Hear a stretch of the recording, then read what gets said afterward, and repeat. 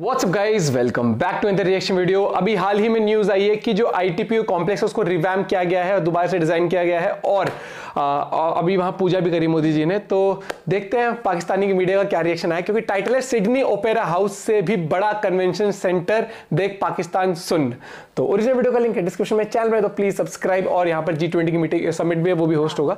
तो मेरा देश बदल रहा है और टाइम के हिसाब से आपको अपना इंफ्रास्ट्रक्चर हर एक चीज डेवलप करनी चाहिए, बिल्कुल सही बात है। देखते हैं पूरी वीडियो, 1 2 3 गो। ये थे पार्लियामेंट भी गजब बना दिया। अब ये भी कितना सुंदर बना दिया। पूजा पाठ हुई ना। क्या जादू की छड़ी है इंडिया के पास, कुछ पॉलिसीज हम कॉपी ही कर लें। मतलब हम समझ ही लें कि हमारा पड़ोसी मुल्क अगर ये कर रहा है तो उसमें से अगर 10-20% हम भी कर लें। किया क्या है सर उन्होंने? 7,000 people in its multi-purpose halls combined, larger than the iconic Sydney Opera House. उससे भी बड़ा। बहुत जल्द है इंडिया भी एक ऐसा माइलस्टोन हासिल कर लेगा। अभी ये भी एक बहुत जबरदस्त रिकॉर्ड है। इन दिनों भारत अपनी माशी पॉलिसीज की वजह से दाद का मुस्तहिक है। पिछले 3 हफ्तों में भारत के फॉरेन रिजर्व $600 अरब तक पहुंच चुके हैं, जबकि हम अभी तक $10 अरब का हिस्सा भी क्रॉस नहीं कर सके। तो सही है। जिसका कसीर हिस्सा दूसरे ममालिक से कर्जे या इमदाद की सूरत में हासिल किया गया। सारी दुनिया से मांगेंगे हम, पूरी दुनिया में कटोरा लेके फिरेंगे। Pragati Maidan Complex, also a venue of the G20 summit in September.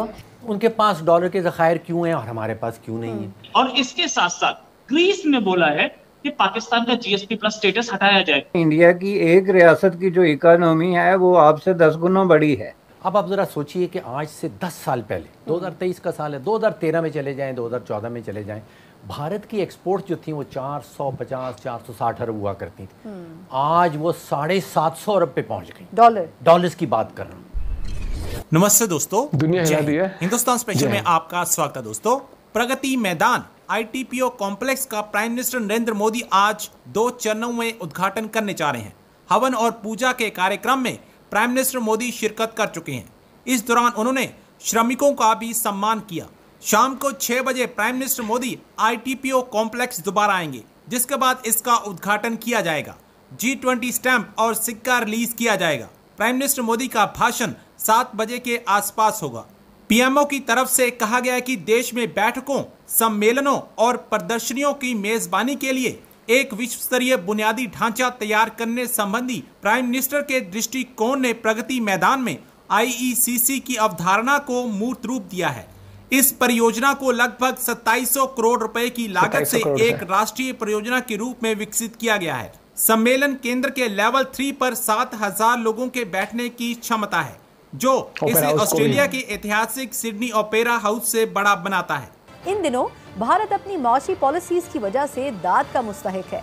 पिछले 3 हफ्तों में भारत के फॉरेन रिजर्व $600 अरब तक पहुंच चुके हैं, जबकि हम अभी तक $10 अरब का हिस्सा भी क्रॉस नहीं कर सके। जिसका कसीर हिस्सा दूसरे ममालिक से कर्जे या इमदाद की सूरत में हासिल किया गया है।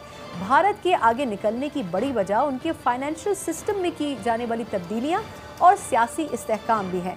वो तब्दीलियां पाकिस्तान में आखिर क्यों नहीं अपनाई जा सकी, इस पर हम प्रोग्राम के इस सेगमेंट में बात करेंगे। Will come to the topic. एक तो ये कि मैंने इंडिया की स्टोरी का हवाला इसलिए दिया कि पिछले हमने देखा कि 2 हफ्तों या 3 हफ्तों में गालिबन उन्होंने $600 अरब को क्रॉस कर दिया और उसमें से $12 अरब का आई थिंक जो फिगर है वो सिर्फ डेढ़ हफ्ते में हुआ है। सर क्या जादू की छड़ी है इंडिया के पास, कुछ पॉलिसीज हम कॉपी ही कर लें। हम नहीं बताएंगे। हम समझ ही लें कि हमारा पड़ोसी मुल्क अगर ये कर रहा है तो उसमें से अगर 10-20% हम भी कर लें। किया क्या है सर उन्होंने? जब सना देखिए, ये इकोनॉमिक्स को बड़ा पेचीदा बना के पेश किया जाता है कि जैसे बड़ी मुश्किल साइंस है। आपके सवाल का जवाब जैसे कोई रॉकेट साइंटिस्ट चाहिए, जवाब बड़ा आसान। उनके पास डॉलर के ज़खायर क्यों हैं और हमारे पास क्यों नहीं है? देखिए, डॉलर के ज़खायर के सिर्फ 3 सोर्सेज। या तो आप एक्सपोर्ट करें, फिर आपको डॉलर्स मिलते हैं, या फिर हमारे जो वर्कर्स बाहर काम कर रहे हैं, पाकिस्तान के हों, इंडिया के हों, वो पैसे वापस भेजते हैं। और तीसरा तरीका ये है कि आप कर्जे उठा लें। और कोई चौथा तरीका कर्जे उठा ले, कर्जे अदा भी तो करने पड़ते हैं। अदा भी करने पड़ते हैं। तो ये 3 तरीके हैं आपके डॉलर्स के ज़खायर बढ़ाने के। अब आप जरा सोचिए कि आज से 10 साल पहले, 2023 का साल है, 2013 में चले जाएं, 2014 में चले जाएं, भारत की एक्सपोर्ट जो थी वो 450-460 अरब हुआ करती थी। आज वो 750 अरब पे पहुंच गई। डॉलर्स की बात कर रहा हूँ। डबल, ऑलमोस्ट डबल हो रही। और आज से 10 साल पहले, 12 साल पहले हम 30-31 पे फंसे हुए थे और आज आज भी वहीं पे फंसे हुए हैं। बिल्कुल सर, हम नीचे चले गए उल्टा, थोड़ा सा नीचे चले जाते हैं, तो कोई जादू की छड़ी की बात नहीं है इसके अंदर। लेकिन माजर सर देखिए, पिछले 4 सालों में कोई 3 से 4 वज़ीर खजाना तब्दील हुए और हर एक ये कहता था कि पाकिस्तान में, और वो हर एक ये कहता था कि हम सुखरात से कम नहीं है। लेकिन पॉलिसीज़ की जब बात आती है तो मुझे लगता है कि पॉलिटिकल पार्टीज जो है वो खुद प्लान नहीं करती हैं कि हमने मईशत के ऊपर क्या दिमाग तो वजह क्या है। असद उमर साहब के बारे में कहते थे इकोनॉमी को बिल्कुल रिवैम्प कर देंगे, शौकत तरीन साहब के बारे में भी ये कहते रहे, फिर उसके बाद हफीज़ शेख साहब बीच में आए, फिर हमने मिफ्ता इस्माइल साहब को देखा। मतलब कितने लोगों के नाम गुलवा दूं, सही प्रोग्राम के ऊपर काम क्यों नहीं करते हैं इकोनॉमी के? सनत 6 वज़राए ख़ज़ाना 5 सालों में, बिल्कुल 6, बिल्कुल 6 वज़राए ख़ज़ाना आए। अब आप सोचिए कि 5 सालों में अगर 6 हैं, इसका मतलब है कि 1 साल का पीरियड भी एक वज़ीर ख़ज़ाना को नहीं मिल रहा, तो वो क्या पॉलिसी बनाएगा और पॉलिसी के ऊपर अमल दरामद तो फिर बहुत दूर की बात होगी। 1 साल इज़ नॉट इनफ। तो again there is no rocket science. इसमें भी 2 जो एलिमेंट्स जो रोल प्ले करते हैं, वो एक ये है कि सियासी इस्तेकाम हो मुल्क के अंदर, जो इंडिया में आपको नजर आता है, नहीं होता, पाकिस्तान से नहीं होता, पॉलिसी कंटिन्यूटी, यानी कि पॉलिसी का तसलसल, बिल्कुल, और कोई तीसरी चीज़ नहीं चाहिए। ये पिछले 70-80 साल की जो माशी तारीख है, अब जितने ममालिक ने तरक्की की है, जो तरक्की पजीर ममालिक ने जो तरक्की की है, ताइवान देख लें, south Korea, Vietnam, even Bangladesh अब वहाँ पे पहुँच रहा है, उनके पास क्या था? सियासी इस्तेहकाम और पॉलिसी का तसलसल, कोई रॉकेट साइंस नहीं है। कि एक तो खबर ये बहुत ज्यादा चल रही है मीडिया पे, और जो खबर है भी जाहिर है कि इस पे बात भी होनी चाहिए, जैसे कि इंडिया के जो फॉरेन रिजर्व्स हैं वो $600 बिलियन से क्रॉस कर चुके हैं उनको, और ये कहा जा रहा है कि अब इसको बहुत जल्द जो है इंडिया भी एक ऐसा माइलस्टोन हासिल कर लेगा। अभी ये भी एक बहुत जबरदस्त रिकॉर्ड है, लेकिन आगे भी जो है बहुत आगे बढ़ रहा है। जबकि पाकिस्तान की तरफ से जब हम मईशत की बात करते हैं तो हम देखते हैं कि अभी तक ये कहा जा रहा है कि हम जो कशकोल है उसको उठाकर फेंक देंगे। इसके ऊपर बात करने के लिए हमें कनाडा से ज्वाइन कर रहे हैं जनाब हामिद बाशानी साहब, जो कि सीनियर पॉलिटिकल एनालिस्ट हैं और जर्नलिस्ट भी हैं। बाशानी साहब, thank you so much for joining my show. Thank you जी, आपका शुक्रिया। सर, जैसा कि मैंने बताया कि ये खबर जैसा बड़ी खबर है कि बहुत बड़ी खबर है, फॉरेन रिजर्व्स जो हैं वो $600 बिलियन क्रॉस कर गए हैं। वो कह रहे हैं बहुत जल्द 1 ट्रिलियन तक हमने पहुंचना है। जबकि हमारी तरफ आर्मी चीफ की तरफ से भी कल के रोज ये बयान आया कि पाकिस्तानी अवाम कशकोल उठाकर फेंक देंगे, कशकोल उठाकर बाहर फेंक देंगे, और जल्द से जल्द हम हर कीमत पर इससे जो है वो पाकिस्तान को का बहरान से निकलने में मदद करें। और हमारे जो वजीर आज़म है उनका ये कहना है कि अगर मेरे होते हुए यानी उनके दौरे हुकूमत में मुल्क दिवालिया हो जाता तो उनके लिए एक बहुत बड़ा धब्बा होता, बल्कि उनकी कब्र पर कतबा तक जो है लगता, उसके ऊपर लिखा जाता कि उनके होते हुए एक वो हो गया। तो बैरिस्टर साहब, क्या वाकई हम जो है वो कशकोल उठाकर बाहर फेंक देंगे? ऐसा जल्दी होगा? आपको कैसा लगता है?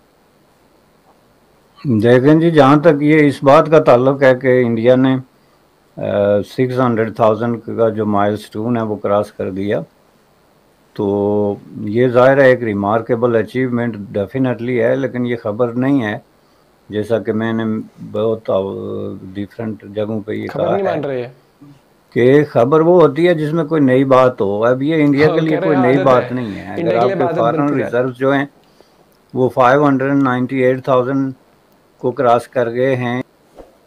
इनने सही कहा कि ये एक बहुत बड़ी खबर नहीं है क्योंकि पाकिस्तान के लिए तो, लेकिन फिर भी बहुत बड़ी खबर है। इंडिया के लिए एक आम बात है क्योंकि India day in day out rigorous तरीके से, बहुत ही फास्ट पेस तरीके से हर चीज में फील्ड में ग्रो हो रहा है। और अगर सबसे पहले मैं दो चीजों में बात करूंगा अभी मैं। पहली बात तो मैं करता हूँ कि जो सिडनी के ओपेरा से भी बड़ा है जो कॉम्प्लेक्स को रीडेवलप करा है, वहां पर 7,000 से भी ज्यादा लोग बैठ सकते हैं और G20 की समिट भी होगी। बहुत सुंदर बनाया है और उसकी पूजा भी हुई है और अब उसका उद्घाटन मोदी जी ने किया है। तो दूसरी बात मैं ये कहना चाहता हूँ कि जो $600 बिलियन ये जो फॉरेन रिजर्व है ना, पता कैसे बढ़ता है? वही दो चीज, या तो आप कोई ऐसी चीजें बनाते हैं जिनको एक्सपोर्ट करते हैं, चाहे सिर्फ बनाना ही नहीं होता, जैसे गेहूं भी एक्सपोर्ट करता है इंडिया, एग्जाम्पल चावल करता है। अभी तो चावल के लिए काफी मना कर दिया ना इंडिया ने एक्सपोर्ट करने से। टेक्नोलॉजी हो गई, IT सेक्टर हो गया, साथ ही साथ या फिर लोग आपके जो बाहर काम करते हैं वो इंडिया में पैसा लाते हैं। एग्जाम्पल हम यूट्यूब पे काम करते हैं तो हमारे पास जो इनकम आती है वो आती है US से, तो वो भी एक तरीके से फॉरेन रिजर्व इंडिया का ही कहीं ना कहीं बढ़ रहा है क्योंकि हम ही जब टैक्स पे करते हैं तो वो US में कमा के फिर उस तरीके से, तो हर एक चीज है।